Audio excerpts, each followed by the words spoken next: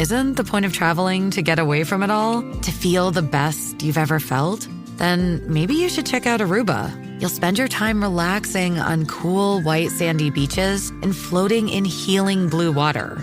You'll meet locals brimming with gratitude for an island that redefines what a paradise can be. When your trip comes to an end, you won't need another vacation because you just had the vacation. That's the Aruba effect. Plan your trip at Aruba.com. It's only a kick, a jump, a block. It's only a serve. It's only a tackle, a run. It's only for the fans. After all, it's only pressure. You got this. Adidas.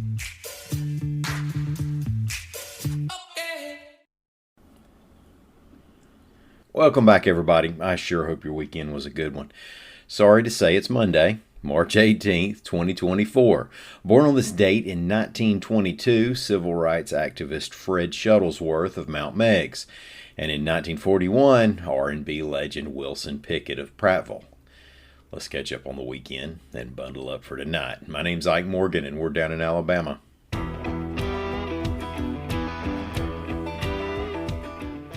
Well, it was another violent weekend in Birmingham, enough to put this year's homicide rate right back on pace with what the city had last year.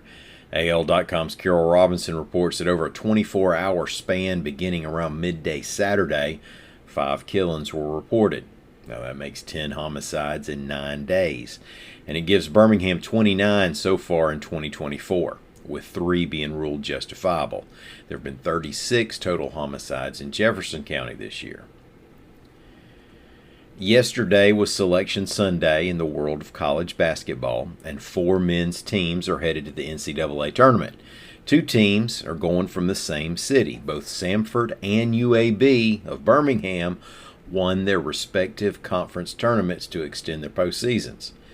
Auburn beat Florida Sunday, which is nice, to win the SEC tournament and was rewarded, if you can call it that, with the number 4 seed in the East region and a date with number 13 seed Yale in Spokane, Washington. Note, Auburn coach Bruce Pearl didn't sound as if he considered it a big reward for the SEC champ to travel as far as one can travel and still remain in the contiguous 48. Alabama picked up an at-large bid, a 4th seed in a matchup with Charleston in the West region. The Tide and the Blazers are also traveling to play in Spokane. Auburn and UAB are both in the East and would face one another if the Tigers took care of Yale and UAB upsets San Diego State. Now, Samford is the school that got lucky with travel, at least in the relative sense. The NCAA deciders are sending the Bulldogs to Salt Lake City. And on the women's side, number 8 seed Alabama will face Florida State in the first round in Austin, Texas, and Auburn has a play-in game against Arizona in Storrs, Connecticut.